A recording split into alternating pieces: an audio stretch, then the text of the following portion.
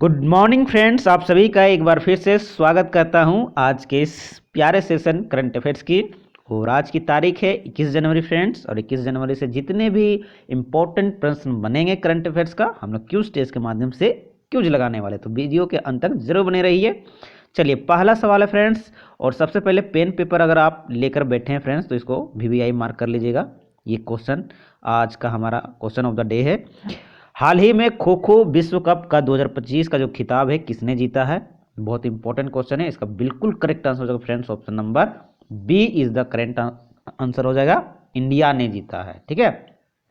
और इससे जो आपका स्टैटिक जीके बनेगा फ्रेंड्स, जो एग्जाम में पूछा जा चुका है कि एक खो खो खिलाड़ी, एक खो खो गेम में जो होता है फ्रेंड्स, एक साइड में कितने प्लेयर होते हैं? तो 9, और टोटल प्लेयर की बात करें तो 12। ध्यान रखिएगा, दोनों क्वेश्चन एग्जाम में पूछा जा चुका है फ्रेंड्स कि एक खो खो गेम में टोटल कितने खिलाड़ी होते हैं? 12।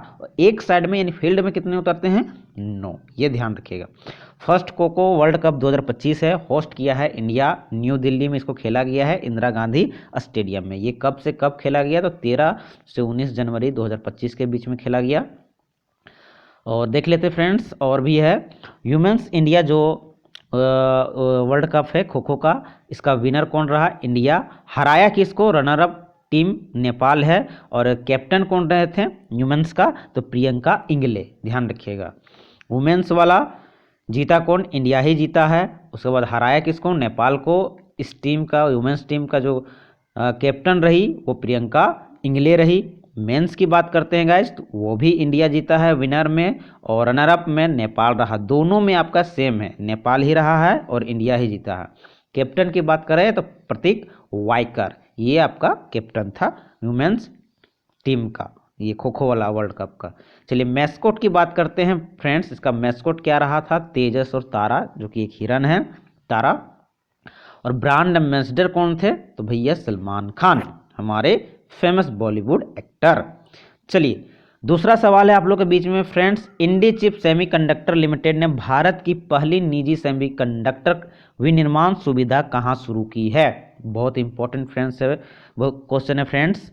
बिल्कुल करेक्ट आंसर हो जाएगा क्वेश्चन नंबर 2 का, जो सही आंसर हो जाएगा option number D, Andhra Pradesh में। चलिए, नेक्स्ट क्वेश्चन है, अगला सवाल है फ्रेंड्स हमारा। हाल ही में तमिलनाडु के कुडनकुलम परमाणु संयंत्र के लिए 1000 मेगावाट की छठी और अंतिम इकाई का निर्यात किसने, निर्यात नहीं होगा गाइज, निर्माण होगा, है ना, निर्माण किया है। ध्यान रखिएगा, ठीक है, या निर्यात नहीं, निर्माण किया है। तो इसका बिल्कुल करेक्ट आंसर हो जाएगा option number B is the correct answer हो जाएगा, रसिया के द्वारा, ठीक है। देखिए, यहाँ जो आंध्र प्रदेश कुडमकुलम, तमिलनाडु के जो कुडलकुलम में जो परमाणु संयंत्र है उसमें 5 यूनिट पहले से मौजूद है फ्रेंड्स, छठी यूनिट और इसकी अंतिम यूनिट का निर्माण किया जा रहा है। ये रसिया के मदद से किया जा रहा है। इससे रिलेटेड स्टैटिक जीके भी देख लेते हैं फ्रेंड्स। स्थापना की बात करें, इस परमाणु संयंत्र की स्थापना 1988 में किया गया था USSR की मदद से, यानी रसिया की मदद से। और कंपनी की बात करें तो वो कंपनी कौन थी? रूस की कंपनी है, रोसोटोम कंपनी है। सबसे ज़्यादा रेडियो एक्टिविटी प्रदर्शित करने वाला कोई अगर धातु है तो प्लोनियम है। ये स्टैटिक जीके है फ्रेंड्स। और भारत में सबसे अधिक पाया जाने वाला रेडियो एक्टिव एलिमेंट की बात करें तो पोटेशियम 40 है। ध्यान रखिएगा, क्वेश्चन में पूछा गया, क्वेश्चन एग्जाम में पूछा गया क्वेश्चन है फ्रेंड्स। और चलिए, 1 to 3 एग्रीमेंट का संबंध किनसे है? तो ध्यान रखिएगा, ये मिस टू VVI है फ्रेंड्स, क्वेश्चन पूछा जा चुका था कि 1 to 3 एग्रीमेंट का संबंध किससे है? तो India US civil nuclear agreement 2008 में हुआ था, उससे रिलेटेड है। और ध्यान रखिएगा, ये एग्रीमेंट जो हुआ था उसका उद्देश्य था कि शांति के लिए जो है शांति व्यवस्था बनाए रखते हुए न्यूक्लियर एनर्जी का उपयोग करना है, ना कि कोई दुष्परिणाम कार्य के लिए। ये एग्रीमेंट इसीलिए किया गया था, US civil nuclear war, Indian US civil nuclear war. चलिए, अगला सवाल है फ्रेंड्स, क्वेश्चन नंबर 4 है हमारा। हाल ही में ईरान ने किसे अपनी भविष्य की राजधानी के रूप में अपनाने की योजना बनाई? इसका बिल्कुल करेक्ट आंसर होगा friends option number C is the correct answer हो जाएगा। ईरान ने अपनी राजधानी कहाँ ट्रांसफर करेगा? मकरान में करेगा। सबसे पहले बात करते हैं पहले इसकी राजधानी कहाँ है, यानी कि प्रेजेंट टाइम में कहाँ है फ्रेंड्स? तो ईरान की राजधानी जो है तेहरान है, ध्यान रखिएगा ईरान की राजधानी तेहरान है अभी। और यहाँ कौन सा मुद्रा चलता है? तो रियल वर्तमान में चल रहा है, लेकिन अभी हाल ही में इन्होंने घोषणा की है कि अपनी राजधानी को ये मकरान ट्रांसफर करने वाले हैं, जो कि एक इम्पोर्टेंट करंट अफेयर्स है फ्रेंड्स। चलिए ईरान में कुछ इम्पोर्टेंट जीके के प्रश्न बनते हैं फ्रेंड्स। पहला तो ये कि चाबहार बंदरगाह पोर्ट या शाहिद बेहस्ती पोर्ट ये ईरान में है। दस्त ए लूत और दस्त ए कबीर मरुस्थल कहाँ है? ईरान में। दोनों का दोनों इम्पोर्टेंट है। चलिए अगले सवाल की ओर बढ़ते हैं फ्रेंड्स। हाल ही में भारत बिग डेटा और डेटा विज्ञान पर संयुक्त राष्ट्र विशेषज्ञों की समिति, जिसे UNCEBD संक्षिप्त रूप में बोलते हैं फ्रेंड्स, में शामिल हुआ। इसकी स्थापना कब हुई थी?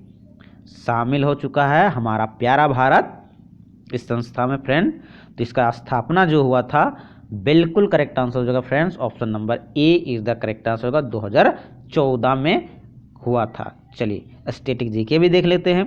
उद्देश्य की बात करें तो वैश्विक सांख्यिकी प्रणालियों को मजबूत करना है। दूसरा पॉइंट है अब इसमें 31 देश और 16 अंतर्राष्ट्रीय संगठन सदस्य हैं। ध्यान रखिएगा भारत भी शामिल हो चुका है, तो टोटल इसमें अब 31 देश आ चुके हैं और 16 अंतर्राष्ट्रीय संगठन भी शामिल है इस संस्था में, ठीक है, या बोल लीजिए ऑर्गेनाइजेशन में। अगला स्टैटिक जीके देख लेते हैं फ्रेंड्स। यूरो करेंसी को अपनाने वाला 20वां देश कौन है? क्रोएशिया है। यूएन का 193वां देश कौन बना है यूएन में शामिल होने वाला यूनाइटेड नेशन में? तो साउथ सूडान है, यानी दक्षिण सूडान। नाटो में 32वां जो देश शामिल होने वाला है वो स्वीडन है। और वर्ल्ड बैंक का 109वां देश कौन बना है शामिल होने वाला? नोरा बना है। ये कुछ इंपॉर्टेंट स्टैटिक जीके फ्रेंड्स जो कि याद करने जरूरी हैं। चलिए अगले सवाल की ओर बढ़ते हैं। क्वेश्चन नंबर 6 है हाल ही में LNT यानी कि लार्सन एंड टुब्रो कंपनी जो है एक शिपयार्ड बनाती है। तो लार्सन एंड टुब्रो शिपयार्ड ने भारतीय नौसेना के दूसरे बहुउद्देशीय पोत उत्कर्ष को कहाँ लॉन्च किया? मोस्ट VVI क्वेश्चन है फ्रेंड्स आज का ये, इसलिए मैं आप लोग को बोला था कि आज का जो सेशन है बहुत इंपॉर्टेंट होने वाला है, मोस्ट VVI फ्रेंड्स। तो चलिए इसका बिल्कुल करेक्ट आंसर हो जाएगा फ्रेंड्स ऑप्शन नंबर आपका D is the correct answer होगा। चेन्नई में। कौन सी कंपनी बनाई है? तो लार्सन एंड टुब्रो कंपनी में। उद्देश्य क्या रखा है? बहुउद्देशीय पोत है, यानी कि मल्टीपल पर्पस के लिए बनाया गया है। चलिए इससे रिलेटेड कुछ स्टैटिक जीके भी देख लेते हैं फ्रेंड्स। स्टैटिक जीके में क्या है कि INS उत्कर्ष को चेन्नई के निकट कट्टुपल्ली शिपयार्ड से लॉन्च किया गया है। पहला जो था ये दूसरा है फ्रेंड्स। पहला कौन था? INS समर्थ था, जो बहुत बहुउद्देशीय टाइप से मतलब कि मल्टीपल पर्पस के लिए काम करता है। INS समर्थ भी, और अब दूसरा उत्कर्ष लॉन्च कर चुका है। कंपनी याद रखिएगा बनाया किसने है? तो लार्सन एंड टुब्रो शिपयार्ड ने। उतारा कहाँ लॉन्च किया गया है? तो चेन्नई के शिपयार्ड में। चलिए स्टैटिक जीके भी कुछ हाल ही में स्टैटिक जीके भी प्रश्न बने थे फ्रेंड्स इसी से रिलेटेड। INS सूरत की बात करें तो ये आपका प्रोजेक्ट 15B के अंतर्गत बनाया गया, और INS नीलगिरी की बात करें तो इसे प्रोजेक्ट 17A के अंतर्गत बनाया गया है। INS वाक्सीर की बात करें ये तो प्रोजेक्ट 75 के अंतर्गत इसका निर्माण हुआ है। चलिए तीनों की निर्माण जो करते हैं कौन सा कंपनी किया है फ्रेंड्स? तो Mazagon dock ship builders limited जो कि मुंबई का है, उन्होंने तीनों का निर्माण किया है इनके द्वारा, ठीक है। लार्सन एंड टुब्रो कंपनी की बात करते हैं भाई, तो इसकी स्थापना 1946 में हुआ था। हेडक्वार्टर की बात करें तो मुंबई में है, और इसके CMD जो है SN सुब्रमण्यम जी हैं। चलिए अगले क्वेश्चन की बढ़ते हैं। अगला क्वेश्चन है हाल ही में भारतीय सेना और वायुसेना की पूर्वी कमान ने कौन सा अभ्यास शुरू किया है? तो इसका बिल्कुल ही सही जवाब होगा friends option number C is the correct answer हो जाएगा। सी डेविल स्ट्राइक ने, ठीक है। चलिए कुछ इम्पोर्टेंट युद्ध अभ्यास की बात करते हैं फ्रेंड्स। तो सिम्बेक्स ये पहला एडिशन था जो कि इंडिया और कंबोडिया के बीच हुआ। कहाँ हुआ? तो पुणे में हुआ, युद्ध अभ्यास है। अग्नि वॉरियर की बात करें तो 13वां एडिशन था फ्रेंड्स। इंडिया और सिंगापुर के बीच युद्ध अभ्यास होता है, ये दो देशों के बीच होता है। कहाँ हुआ? दिवाली में हुआ, और ये दिवाली कहाँ? महाराष्ट्र में है। अगला है फ्रेंड्स सिम्बेक्स की बात करते हैं तो इंडिया प्लस सिंगापुर के बीच होने वाला युद्ध अभ्यास है, और ये विशाखापट्टनम में हुआ। अगला क्वेश्चन है फ्रेंड्स, और ये भी क्वेश्चन मोस्ट VVI है ऑल कंपटीशन एग्जाम के लिए। क्वेश्चन क्या है कि हाल ही में ICC under-19 women T20 world cup 2025 कहाँ शुरू होगा? मोस्ट इंपॉर्टेंट क्वेश्चन भाई। बिल्कुल करेक्ट आंसर हो जाएगा, इसका सही जवाब होगा option number A is the correct answer होगा, मलेशिया में। और चलिए इससे रिलेटेड स्टैटिक जीके भी देख लेते हैं। ये सेकेंड एडिशन है ICC वर्ल्ड कप 19 जो अंडर-19 वर्ल्ड कप है फ्रेंड्स वुमेन्स का, ये सेकेंड एडिशन है, और फर्स्ट 2023 में हुआ था। देखिए इस बार ये खेला कब जा रहा है? तो 18 जनवरी से 2 फरवरी के बीच में खेला जाएगा। होस्ट कौन करेगा? मलेशिया करेगा।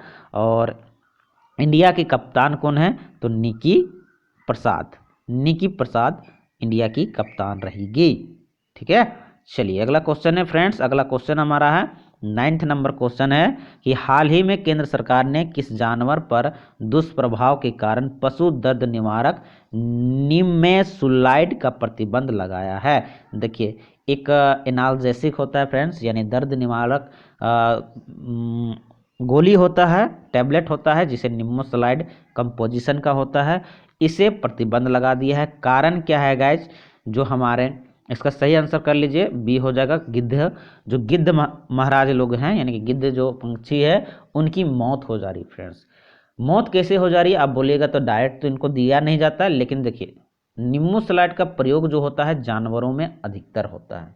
तो जानवरों में अधिकतर होने के कारण क्या है, जानवर जब मर जाते हैं तो गिद्ध क्या कहते हैं, इनको खाते हैं। जब खाते हैं तो वो डायरेक्ट आपका क्या चला जाता है, गिद्धों के शरीर में चला जाता है, जो कि गिद्धों के लिए हानिकारक है, और गिद्ध लोग मरते जा रहे हैं फ्रेंड्स। इसलिए आपका केंद्र सरकार ने इस दवाई को प्रतिबंध लगाने का फैसला लिया है। तो सही आंसर ऑप्शन नंबर बी हो जाएगा। देखिए इस टाइप का एक और दवा है जिसको प्रतिबंध लगा चुका है, डाइक्लोफेनेक जो है, ये दवा भी प्रतिबंध लग चुका है फ्रेंड्स। और आपका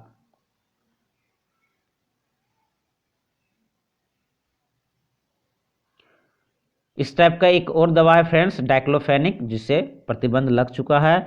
भारतीय पशु चिकित्सक अनुसंधान संस्थान की बात करें तो ये इज्जत नगर बरेली में है। गिद्धों के लिए विश्व का पहला संरक्षण और प्रजनन केंद्र कहाँ है? महाराजगंज, जो कि यूपी में है। और उसके बाद अंतर्राष्ट्रीय गिद्ध जागरूकता दिवस कब मनाया जाता है? 7 सितंबर को मनाया जाता है। भारत में पहली बार युद्ध का कैप्टिव में जन्म कहाँ हुआ था? तो इसका पहली बार हो जाएगा असम में। ठीक है, ध्यान रखिएगा, भारत में जो पहली बार गिद्ध का कैप्टिव, गिद्ध हो जाएगा फ्रेंड्स, युद्ध नहीं, ध्यान रखिएगा। ठीक है, ये गिद्ध हो जाएगा। गिद्ध का कैप्टिव में जन्म कहाँ हुआ था? तो असम में हुआ था। चलिए अगला क्वेश्चन है फ्रेंड्स, क्वेश्चन नंबर 10 है, हाल ही में अफ्रीकी नेताओं द्वारा अपनाई गई कंपाला घोषणा का संबंध किससे है? ध्यान रखिएगा, ये एक घोषणा है फ्रेंड्स, और बताना है कि अफ्रीकी नेताओं द्वारा एक अपनाई गई कंपाला घोषणा है, जो इसका मतलब कि संबंध किससे है? तो इसका बिल्कुल सही जवाब होगा option number A is the correct answer होगा, जलवायु अनुकूलन कृषि से। मोस्ट इंपॉर्टेंट क्वेश्चन ही है ये भी।